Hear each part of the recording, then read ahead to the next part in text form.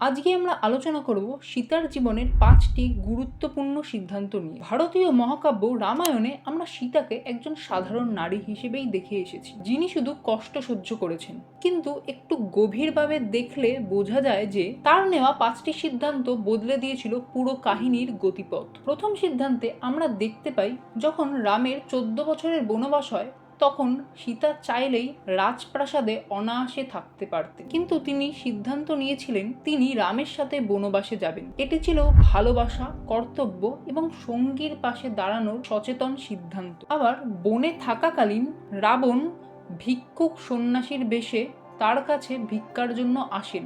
লক্ষ্মণ সীতাকে নিরাপত্তার জন্য একটি লক্ষণ রেখা টেনে দিয়ে যান। তা সত্ত্বেও একজন ভিক্ষুককে বা একজন ক্ষুধার্ত মানুষকে খেতে দেবে বলে সে লক্ষণ রেখা অতিক্রম করেন, যাতে সেই ক্ষুধিত মানুষটি খাবার পান।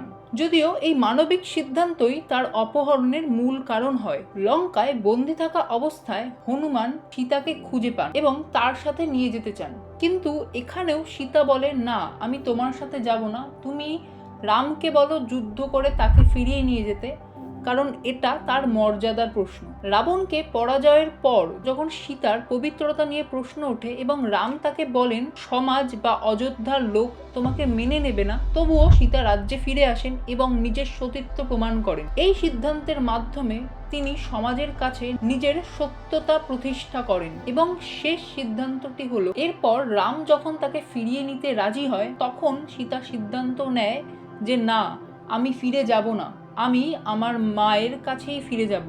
অর্থাৎ সেই সময় ভূমি ফেটে ওঠে এবং সীতা তাতে বিলীন হয়ে যায়। এটি ছিল শেষ এবং সবথেকে শক্তিশালী সিদ্ধান্ত, যা আত্মসম্মান রক্ষার সবচেয়ে বড় নিদর্শন। তাই মনে রেখো, সীতার গল্প শুধু দুঃখের নয়, বরং এমন একজন নারীর যে প্রত্যেকটা কঠিন মুহূর্তে নিজেই নিজের পথ বেছে নিয়েছে এবং নিজের সিদ্ধান্ত গ্রহণ করেছে।